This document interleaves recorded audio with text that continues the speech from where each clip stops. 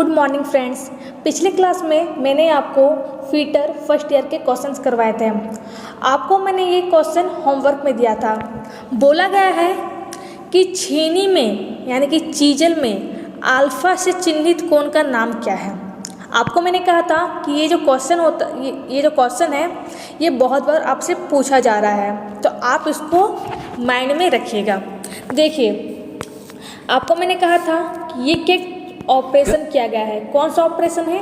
तो chipping operation है, chipping operation है। ठीक है, चीजल के द्वारा जो ऑपरेशन करते हैं उसे चिपिंग कहते हैं। ये है अल्फा कोण है, ये अल्फा है, ये बीटा है, ये गामा है। आपसे इस कोण के बारे में पूछा गया है। ऑप्शंस देख लेते हैं। फर्स्ट ऑप्शन है रैक एंगल, सेकेंड ऑप्शन है वेज एंगल, थर्ड ऑप्शन है कटिंग एंगल, फोर्थ ऑप्शन है क्लीयरेंस एंगल। तो फ्रेंड्स, आपको मैंने बताया था कि देखिए, ये जो कोण है ना, इसे कहते हैं क्लीयरेंस एंगल कहते हैं। ठीक है, इस कोण को कहते हैं रैक एंगल। ठीक है, और इस कोण को कहते हैं इंक्लिनेशन एंगल यानी कि झुकाव कोण। ये चीज़ कितने एंगल में झुका हुआ है। तो आपसे अल्फा के बारे में पूछा गया है, तो क्या होगा? Clearance angle. Right answer is D. Right answer is D. तो ये तो क्या था? ये आपका होमवर्क का क्वेश्चन था। अब बात करते हैं आज की क्लास के बारे में।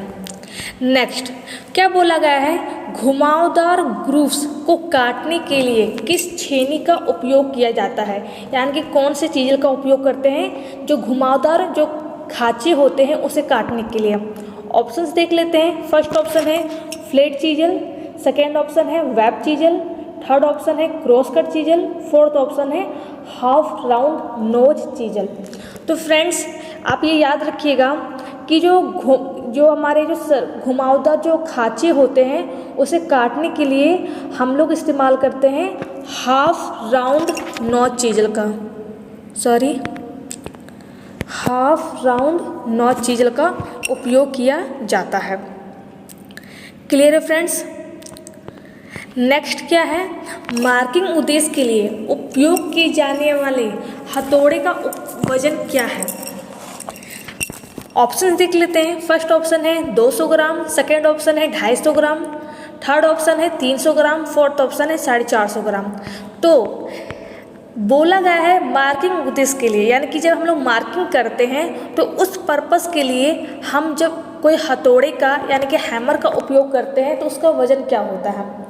तो फ्रेंड्स, आप ये याद रखना कि जब हम लोग मार्किंग पर्पस के लिए कोई हथौड़ा उपयोग करते हैं तो उसका वजन होता है 250 gram. Right answer is B. Next क्या है? विकर्ण फाइलिंग के अनुचित तरीके का प्रभाव क्या है। ऑप्शंस। फर्स्ट ऑप्शन असमान फिनिश सतह, सेकेंड सतह पर खरोच, थर्ड सतह पर उतलता, फोर्थ सतह पर सही फिनिश ना होना। तो बात करते हैं फाइलिंग की। फाइलिंग क्या है? तो ऑपरेशन है किसके द्वारा? फाइल के द्वारा। फाइल क्या होता है? टूल होता है। कैसा टूल होता है? कटिंग टूल होता है। लेकिन फाइलिंग क्या होती है? ऑपरेशन होती है। देखिए, ध्यान दीजिए, फाइल तो क्या है? एक टूल है आपका। कैसा टूल है? कटिंग टूल है, सीटी यानी कटिंग टूल। लेकिन फाइलिंग क्या है? आपकी एक ऑपरेशन है। किसके द्वारा? तो फाइल के द्वारा जो ऑपरेशन करते हैं उसे फाइलिंग कहते हैं। अब ध्यान दीजिए, फाइलिंग जो होती है ये 3 प्रकार की होती है। स्ट्रेट फाइलिंग, क्रॉस फाइलिंग और डायगोनल फाइलिंग। डायगोनल फाइलिंग को ही बोलते हैं विकर्ण फाइलिंग, हिंदी में बोलते हैं। तो वही बोला गया कि विकर्ण फाइलिंग के अनुचित तरीके यानी गलत तरीके का प्रभाव क्या होता है, उसका इम्पैक्ट क्या होता है। तो फ्रेंड्स, ये याद रखिएगा कि हम अगर डायगोनल फाइलिंग करें और सही ढंग से ना करें तो ये क्या करता है? असमान फिनिश सतह करता है, यानी कि ये अनएवन सरफेस फिनिश करता है। Right answer is a. Next क्या बोला गया है? वेल्डेड ज्वाइंट और कास्टिंग से अतिरिक्त धातु को हटाने के लिए किस छेनी का यानी कि कौन से चीजल का उपयोग किया जाता है? फर्स्ट ऑप्शन है flat chisel, second web chisel, third cross cut chisel, fourth half round chisel. ठीक है, तो बोला क्या गया कि वेल्डेड ज्वाइंट, जब हम लोग वेल्डिंग के द्वारा ज्वाइंट बनाते हैं उसे कहते हैं वेल्डेड ज्वाइंट। और कास्टिंग का एक प्रोसेस होता है, ठीक है, तो उसके द्वारा जब हम लोग धातु को हटाना होता है तो हम लोग कौन सी चीज़ का उपयोग करते हैं? तो हम लोग उस समय उपयोग करते हैं फ्लैट चीजल का उपयोग करते हैं। किसका उपयोग करते हैं? फ्लैट चीजल का उपयोग किया जाता है धातु को हटाने के लिए। अतिरिक्त का मतलब क्या है? यानी कि वैसा धातु जो कि अतिरिक्त है, ज़्यादा है, उस ज़्यादा मात्रा में है और उसके हटाना हो तो हम लोग फ्लैट चीजल का उपयोग करते हैं। ध्यान से समझिएगा, बोला क्या गया है? वेल्डेड ज्वाइंट और कास्टिंग से अतिरिक्त धातु को हटाने के लिए, यानी कि वैसा धातु जो कि हमें ज़रूरत नहीं है उसे हटाने के लिए हम लोग कौन से चीजल का उपयोग करते हैं? तो फ्लैट चीजल का उपयोग करते हैं। Right answer is a. Next क्या है? इस फाइल का नाम क्या है? फाइल का जो इमेज है आपको दे दिया गया है और आपसे पूछा गया है। ऑप्शंस देख लेते हैं। फर्स्ट ऑप्शन है रोटरी फाइल, सेकेंड ऑप्शन है क्लिंकर फाइल, थर्ड ऑप्शन है बैरेट फाइल, फोर्थ ऑप्शन है क्रॉसिंग फाइल। तो फ्रेंड्स, ये जो फाइल होता है ना, आपको मैंने कहा था फाइल बहुत से प्रकार के होते हैं, है ना? तो ये जो फाइल का नाम है इसे कहते हैं रोटरी फाइल। नेक्स्ट क्या बोला गया है? फाइल के फेस पर चौक क्यों लगाया जाता है? ऑप्शंस देख लेते हैं। अत्यधिक दबाव को कम करने के लिए, सेकेंड ऑप्शन चिप को हटाने की दर को बढ़ाने के लिए, थर्ड पेनिट्रेशन और पिनिंग को कम करने के लिए, फोर्थ पेनिट्रेशन और पिनिंग को बढ़ाने के लिए। तो फ्रेंड्स देखिए, फाइल, मैंने अभी कहा कि फाइल क्या होता है? एक कटिंग टूल होता है जो कि इस तरह से होता है, ठीक है, मान लीजिए। तो देखिए, इसके इस भाग को तो फेस कहते हैं। तो बोला क्या है? जिसमें टीथ कटी होती है, दांत कटे होते हैं, तो वही बोला गया कि फेस पर हम लोग चौक क्यों लगाते हैं, ठीक है। तो याद रखिएगा, चौक हम लोग इसीलिए लगाते हैं जिससे उसकी पेनिट्रेशन और पिनिंग को कम किया जा सके। तो क्या है? पेनिट्रेशन और पिनिंग को कम करने के लिए। Right answer is C. Next क्या है? फाइन पिच हेक्साप्लेट का उपयोग क्या है? ऑप्शंस, फर्स्ट है मुलायम धातु को काटने के लिए, सेकेंड हाई स्पीड स्टील को काटने के लिए, थर्ड हाई कार्बन स्टील को काटने के लिए, फोर्थ कंड्यूट और अन्य पतले ट्यूब को काटने के लिए। तो जो फाइन पिच का जो हेक्सा ब्लेड होता है, आपको मैंने कहा था पिच क्या होती है? 1 सेंटीमीटर में कटे दांतों की संख्या। आपको पता होगा कि ब्लेड में क्या होती है? टीथ कटी होती है, दांत कटे होते हैं। तो 1 सेंटीमीटर में जो कटे दांतों की संख्या होती है उसे पिच कहते हैं। तो वही बोला गया कि जो फाइन पिच होता है उसके लिए हम लोग कौन से हेक्सा ब्लेड का उपयोग करते हैं? फाइन पिच के लिए हेक्सा ब्लेड का उपयोग क्या है? ठीक है, तो याद रखिएगा, हम लोग कंट्यूड और अन्य पतली ट्यूब को काटने के लिए फाइन पिच का उपयोग करते हैं, ठीक है। Right answer is D.